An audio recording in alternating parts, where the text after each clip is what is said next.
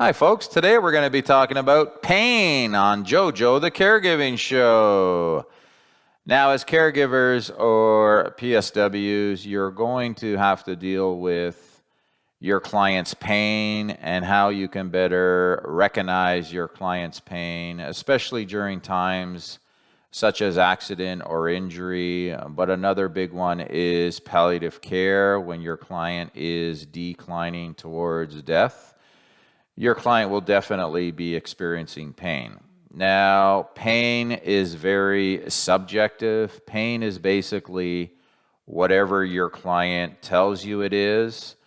But as a caregiver, we want to kind of gather as much information as possible that we can then pass on to the healthcare team so they can do a better assessment on our client to provide the most effective pain management possible. So when your client indicates that they are in pain, this could be through verbalizing pain, or it could be due to your investigating your client's pain to try and figure out more information about it. So when you are investigating your client's pain, you want to make sure you're asking the proper questions. Questions to keep in mind: Mr. Jones, when did your pain actually start? Write that down so you keep it with you. Mr. Jones, what makes your pain better? What makes your pain worse? Write that down. Mr. Jones, what's the region you're experiencing the pain in? If your client can't verbalize it, take a body map into the room, picture of a body, and have him point to where he's experiencing the pain.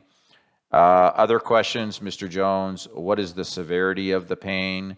Now, severity is usually done on the 0 to 10 scale, 0 being absolutely no pain, 10 being the worst pain imaginable. Mr. Jones, where does your pain fall on that scale? He's going to tell you a number. You're going to write that down and report it. Treatment is another good question to ask. Mr. Jones, what do you want us to do to handle your pain today? He might tell you important information. He might say something serious like, I need an ambulance right away, or he wants certain particular help right away. Write that down. What is his understanding of the pain? What does he know about the pain? And you're kind of gathering all this information to pass on to the healthcare team. Now, the other thing that will occur is, what if your client can't verbalize their pain? You should be looking out for other indicators of pain that are not verbal. So you're looking out for things like facial expressions. Are they kind of grimacing through their pain? Are they having any vocalizations when you walk in the room? Or sometimes when caregivers turn their client, reposition their client, a very good opportunity to listen to any vocalizations your client is having, which would indicate pain, right? Moaning, groaning, yelling, any of those could be indicators of your client's pain. How are they breathing? Is their breathing the same? Has their breathing changed? Is their breathing more labored? Those types of things. Is your client consolable, or do you think their behavior is such that you can't console them? And are there any other body language indicators of pain that you could report to the nursing team, such as kind of thriving or thrashing about in the bed or in the chair, moving their arms and legs when normally they wouldn't? You're always kind of looking out for those changes in your client's behavior that you can then report to the nurse. So you're getting all the verbal information from your client. You're using your observation skills to gather information about your client. And if you kind of keep that in mind, it's much better to handle your client's pain if you can kind of get that information for the nurse yourself. Gives her more information to assess and manage your client's pain.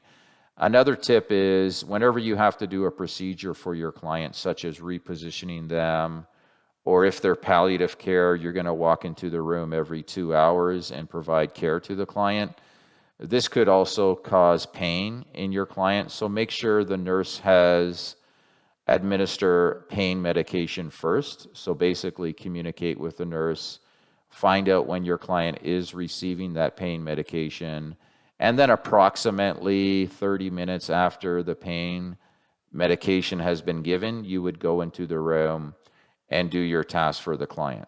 Okay, so I hope all those things are helpful to you. Pain is something the majority of us are terrified of. There's even studies, people would rather die than go through excruciating pain. So pain is something we should take very seriously as caregivers and try to get the information or even provide comfort measures for your client to help reduce that pain. You could do comfort measures like breathing exercises, breathe in through your nose, breathe out through your mouth. You could tell your client to do that. Pillows are your friend. Reposition your client as comfortably as possible. Any type of touch therapy or massage would be another good comfort measures. Even talking to your client, keeping your client engaged in conversation will kind of take his mind off the pain.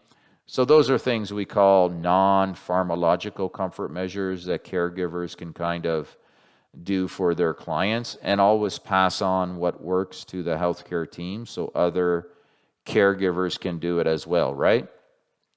So it's all about knowing your client and understanding their needs in terms of their pain and getting them the help and comfort that they need. Hope that was helpful. I'll see you next time on JoJo, the Caregiving Show. Don't forget to like, share, and subscribe my YouTube videos. Thank you very much.